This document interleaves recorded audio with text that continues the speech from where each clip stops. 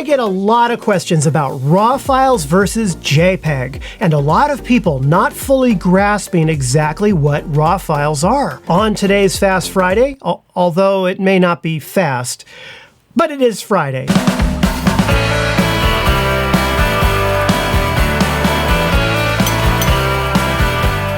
Hi everyone, welcome to Pal to Tech. Your Fujifilm camera allows you to shoot either JPEG files, RAW files, or both at the same time. You set your preferences for this right here in the image quality section of your Fujifilm camera menu. A JPEG file is a completely finished image that your camera fully develops and processes the second you take the shot. The area here where you can adjust things like color, sharpness, clarity, and so forth is what the camera will apply to its final JPEG before it saves it to the SD card. It has a JPG extension for JPEG. In order to keep the file size down, your camera throws out a lot of the color and other information before it gives you the image. Your computer or device can easily open JPEG files in a million different apps, but right off the bat, when you do so and then you save it back as another JPEG, it will be a generation loss in terms of quality. Because of this, and because your camera is processing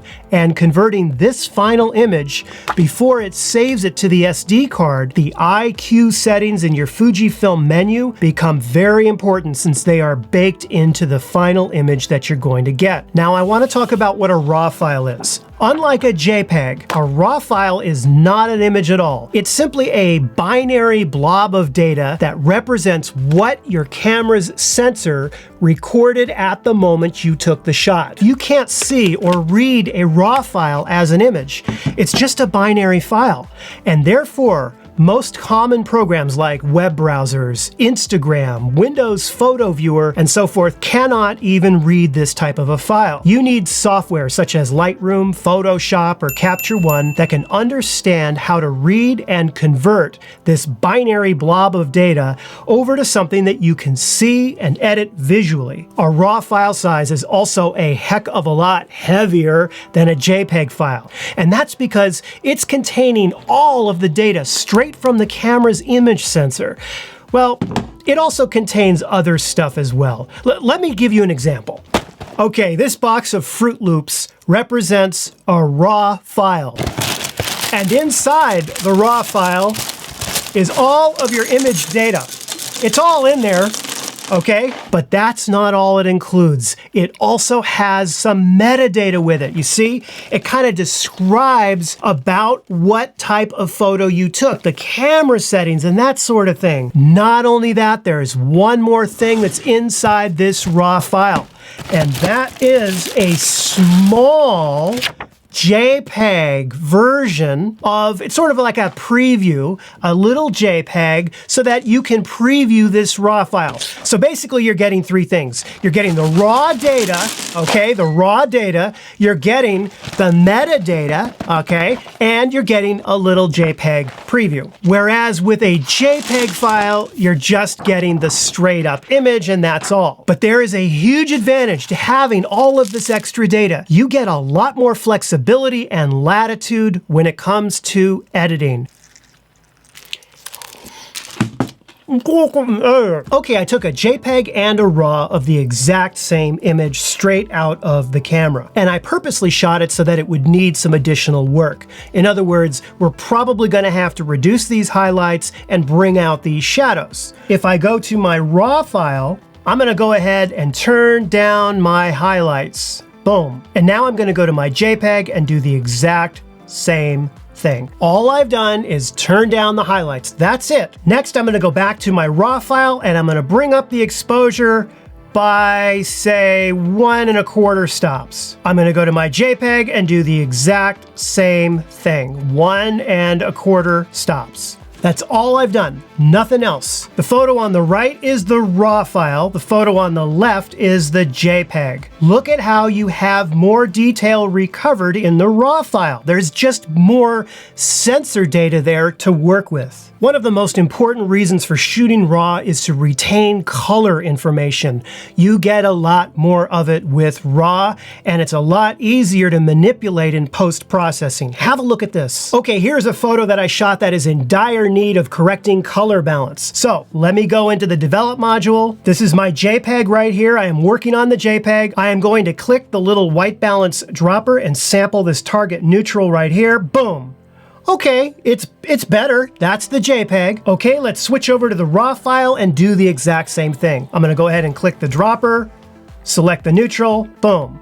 Have a look at the difference I got. Now look at the serial on the box, okay? Let's see if we can fix that. That's obviously overexposed. Let's see what we can do about it. I am switching over to the RAW file right here. I am turning down the highlights. There we go. I could do a lot more with this, but for the purpose of this demo, I'm keeping it fast and simple just to show you the difference. Okay, let's switch over to the JPEG. Same thing. Let's turn our highlights all the way down. Have a look at this. Now, can you do further color correction? Yes, I could make it look a little bit better than this, no question about it. But the bottom line is that the RAW is always going to give me more information to work with, and therefore it is going to look better. And that's because the JPEG doesn't have the color information, the tonality needed to make these adjustments, because the camera threw it out before it saved it to this SD card. Unless you have very specific reasons for only shooting in JPEG, then I would strongly suggest that you always shoot in RAW format. In fact, I go a step further. I always shoot, no matter what, in both RAW and JPEG. You see, this way, if one day I want to go back and have access to my original negatives, so to speak, they're always there. Likewise, I love the straight out of camera JPEGs from Fujifilm, and sometimes I'm just in too much of a hurry to bother dealing with a RAW file. And by shooting both JPEG and RAW, I get the best of both worlds. Of course, there's a cost to doing it this way. If you shoot in JPEG only, you can shoot about 110 frames and a burst of 15 frames a second. If you need that much larger amount of frames that you could burst out at 15 frames a second, then shooting JPEG only will definitely help. However, the difference between shooting RAW or shooting RAW plus JPEG is almost the same. And either way, for myself personally, I find that 34 frames at 15 frames per second burst rate is plenty fast enough. Does it take up more storage space? Yeah, technically it does. But you know something? Storage space is cheaper and cheaper and cheaper, and is getting cheaper and cheaper and cheaper all the time. You never know what skill level you're gonna be 3 years from now. But I guarantee you 3 things will happen as you continue your photography journey. Number 1, you will get better. You will gain a more critical eye over what you shoot. And you will want to sometimes revisit shots that you've taken in the past. Number 2, software developers will keep releasing updates and new versions to their RAW processing programs like Lightroom, so that photos you shoot RAW today and process RAW today could actually look even better when you run them through an updated software processor at some point in the future. Your photos can actually improve in quality over time because of technology. And number 3, you will be so glad that you have these RAW files archived and waiting there for you, perfect, pristine, and containing all of your camera sensor data exactly the way it was on the day that you originally took the shot. Well, I hope you found this video helpful. If you did, be sure to give it the like and subscribe, and have a great weekend. I'll see you in another video next week. So long. It's all in there, okay? Oh, I forgot how good this cereal is. I haven't had Fruit Loops since I was a kid. This is delicious. I'm feeling the sugar rush now. Cut. Now I get to clean up this mess. I'm not completely crazy. Before I dumped all that cereal on the desk, I covered the lens with a lens cap. Just saying. Just saying.